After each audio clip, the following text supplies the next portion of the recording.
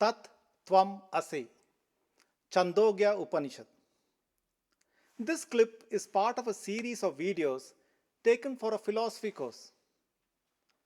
Let us take a mahakavya mentioned in the Chandogya Upanishad. Tat Tvam Asi, you are that. In the story narrated, the concept is explained in great detail using different metaphors.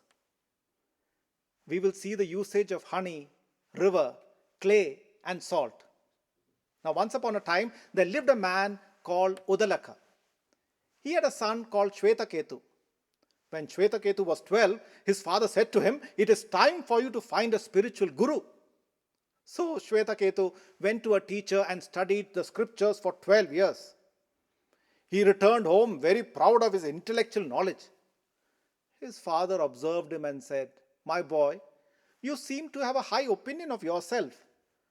You are proud of your learning, but did your teacher share the spiritual knowledge that enables you to hear the unheard, think the unthought, and know the unknown?" "What is that knowledge?" asked Shvetaketu. "As by knowing one lump of clay, dear one, we come to know all things made out of clay, that they differ only in name and form, while the stuff of which all are made is clay. If I hold in my hand a clay pot, I may be able to see the essence within and say, 'it is clay.' If I hold in my hand a clay plate, I might be able to see the essence within and see the clay. But when I hold the plate, I don't see the pot, and vice versa.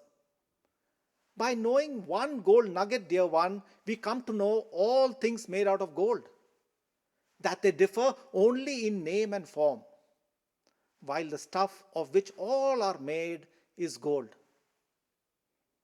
Just as by knowing a lump of clay, everything that is made out of clay can be known, since any differences are only words and the essential reality is clay. In the same way, by knowing a piece of gold, all that is made of gold can be known, since any difference are only words and the reality is only gold." Shvetaketu responded, "My teachers must not have known all this, father. Please teach me this knowledge." Father said, "In the beginning was only being, one without a second. Out of himself he brought forth the cosmos and entered into everything in it. There is nothing that does not come from him. Of everything he is the inmost self. He is the truth. He is the self supreme. You are that, Shvetaketu. You are that." Shvetaketu asked, "Please teach me more about the self, father." When a person is absorbed in dreamless sleep, he is in one with the self. Though he knows it is not, we say he sleeps, but he sleeps in the self.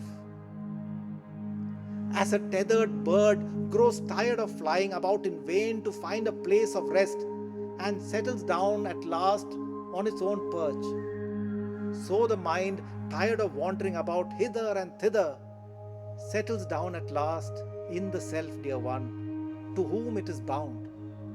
The mind, tired of wandering around here and there, settles down at last in the self, its life and breath, to which it is bound. All creatures have their source in that being. He is their home. He is their strength. When a man is dying, speech folds into mind, mind folds into life, life dissolves into light, and his light merges into that one being. That being is the seed, the truth, the self, and you, Shvetaketu, you are that. So by now, Shvetaketu was really intrigued, and he said, "Please tell me more, father." Father said, "All creatures have their source in him. He is their home. He is their strength. There is nothing that does not come from him. Of everything, he is the inmost self. He is the truth. He is the self supreme. You are that, Shvetaketu. You are that." Father goes on to take another example. As bees suck nectar from many a flower and make their honey one, so that no drop can say, "I am from this flower," or "I am from that." All creatures, though one, know that they are that one. There is nothing that does not come from him. Of everything, he is the inmost self. He is the truth. He is the self supreme. You are that, Shvetaketu. You are that. Here is an example I take in class. Imagine an ocean wave which keeps crashing into the rocks with great force. Now imagine the wave wondering and saying, I wish I could have been calm like water. Why do I keep thrashing all day? 7 days a week, 52 weeks a year. Why can't I center myself? Why can't I find peace? Now you see through and try to explain to the wave. Don't you see? You are water. Just know. The wave will think that you are crazy. How can I be water? As the river flowing east and west merge in the sea and become one with it, forgetting that they were ever separate streams, so do all creatures lose their separateness. When they merge at last into pure being, there is nothing that does not come from him. Of everything, he is the inmost self. He is the truth. He is the self supreme. You are that, Shvetaketu. You are that. If you strike at the root of a tree, it bleeds but still lives. If you strike at the trunk, the sap oozes but the tree lives on. The self as life fills the tree and supports it. It flourishes in happiness, gathering food through its roots. However, if life departs from one branch, that branch withers. And when life leaves the whole tree, the entire tree withers. Remember, my son, your body dies, but your self does not. Udalaka told Shvetaketu to bring a piece of fruit from a nearby banyan tree and to break it open. Now Shvetaketu did that and said, there are seeds inside, all very small. Now break one of the seeds and tell me what you see. Nothing, father. Udalaka said, my son, this great banyan tree has grown from a seed so small that you cannot see it.